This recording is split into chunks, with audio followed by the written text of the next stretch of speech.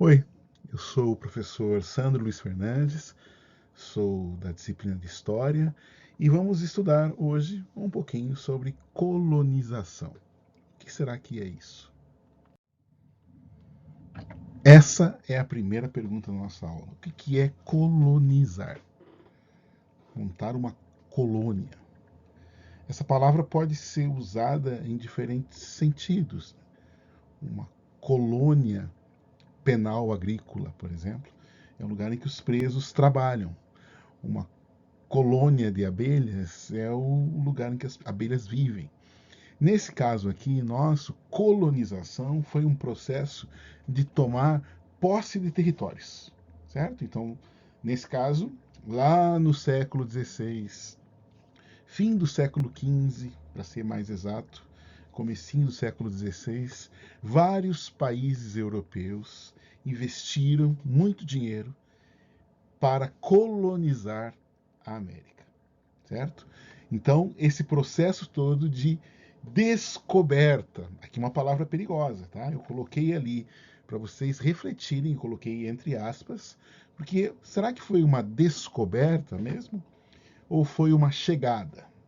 Por isso que eu prefiro usar a palavra colonização da América e não descoberta da América. Por que será? Quem chegou primeiro à América? Existem teorias. Acompanhem no mapa lá as setinhas. A primeira seta, uma teoria de uma francesa que mora no Brasil, que chama Nied Guidon, ela diz que é possível que africanos tenham vindo aqui para o Brasil muito antigamente, 70 mil anos atrás, 80 mil anos atrás, pequenas embarcações, quando existiam ilhas possíveis de serem utilizadas como descanso no Oceano Atlântico. Essa é uma teoria. Outra teoria é a teoria de que os vikings vieram para a América muito antes da colonização que eu havia dito para vocês, certo? É uma teoria. Outra teoria, teoria de que o pessoal lá da Polinésia, por meio de embarcações também e usando as ilhas como forma de descanso, vieram para a América do Sul. E finalmente, uma outra teoria bastante aceita é a teoria lá do Estreito de Bering, lá no norte da América, em que pelo Estreito de Bering, congelado no período glacial, né, em que a Terra passou por um grande resfriamento, lá pela Ásia, norte da Ásia, vieram para a América. São teorias de colonização. De qualquer maneira, o importante é lembrar que a América já tinha habitantes antes dos portugueses, espanhóis e ingleses chegarem aqui no fim do século XV e início do século XVI.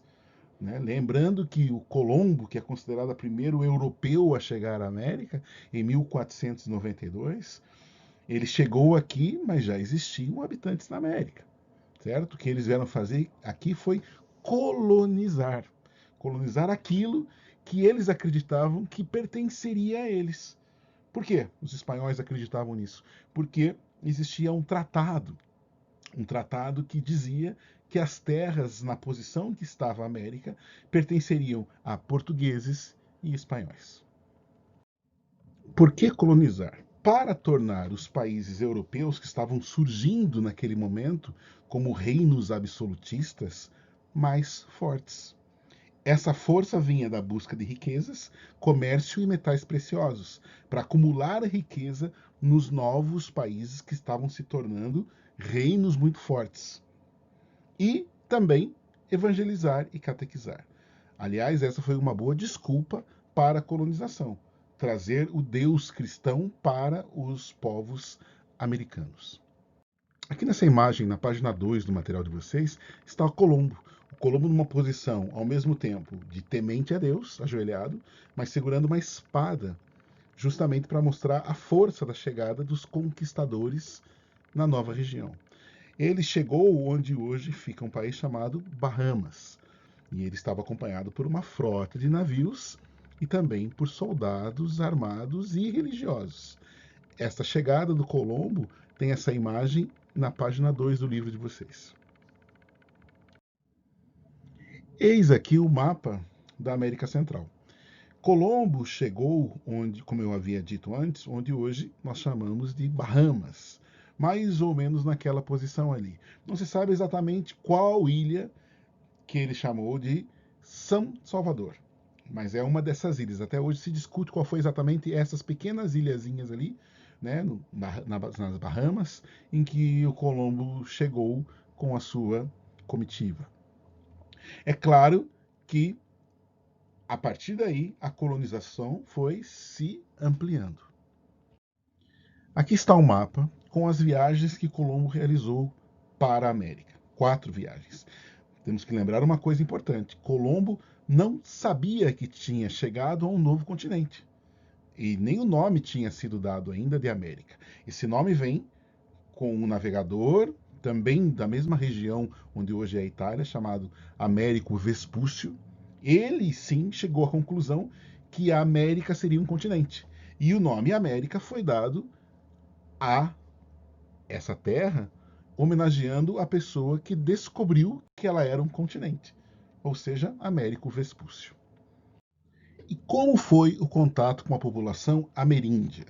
O que é ameríndio? Ameríndio é o nome dado aos nativos aqui da América.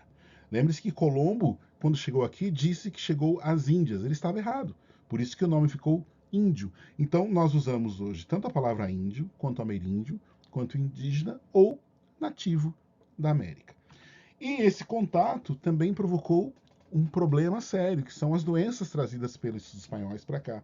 Muitos indígenas morreram com esse contato. Trazer doenças, às vezes, foi sem querer e às vezes foi por querer.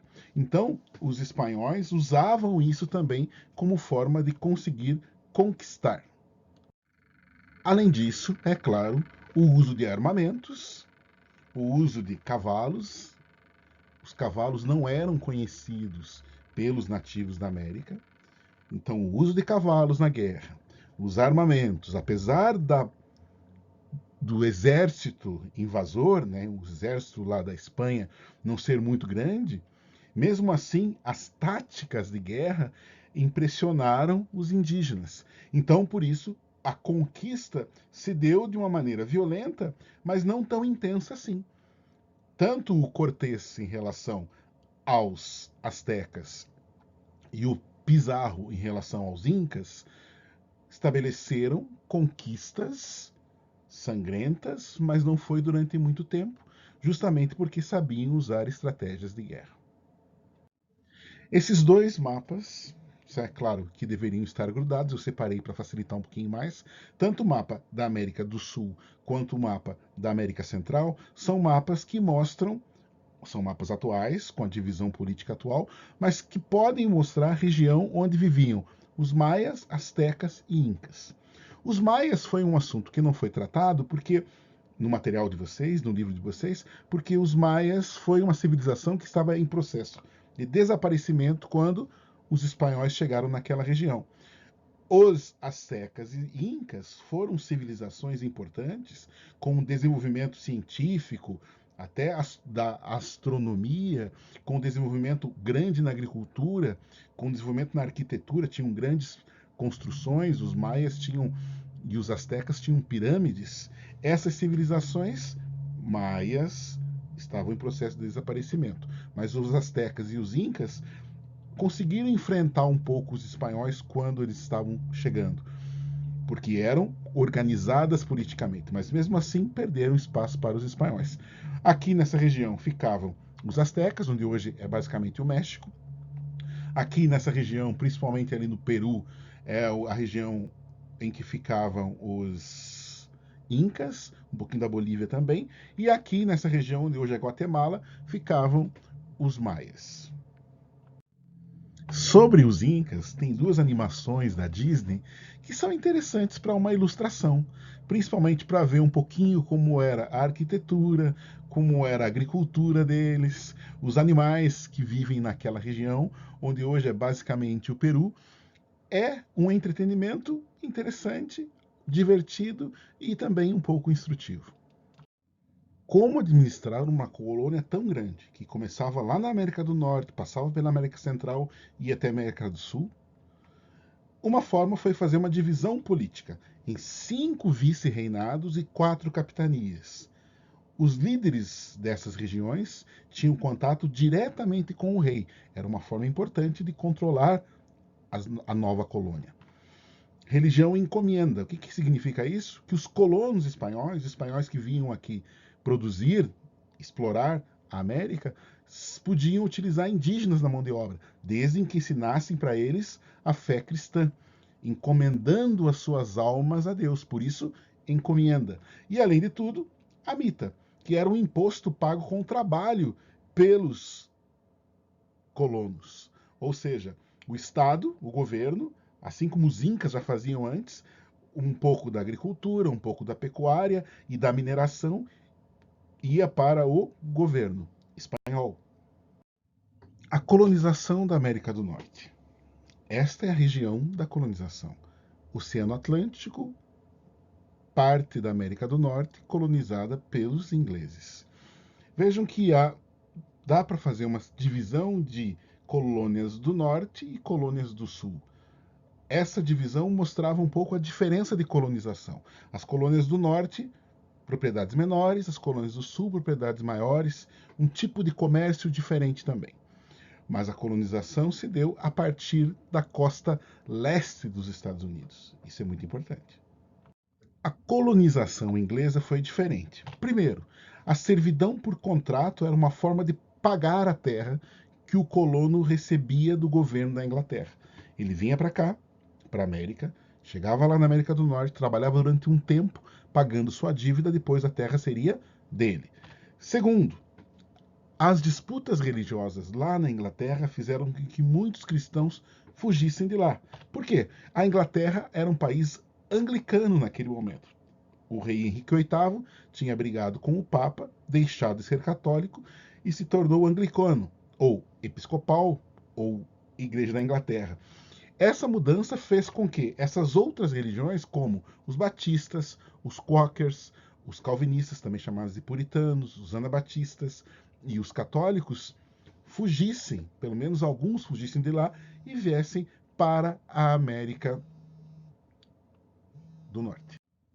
Essa vinda dessas pessoas para a América, religiosos inclusive, fugindo por algum motivo da Inglaterra, ou deixando uma vida mais dura na Inglaterra e vir procurar uma vida mais equilibrada aqui na América, fizeram com que as pessoas tivessem um bom investimento em educação, uma vida diferente do que levavam na Inglaterra, certo? Muitas religiões surgiram aqui na América do Norte, justamente desses puritanos, dessas pessoas querendo formar uma nova vida e formar até uma nova religião.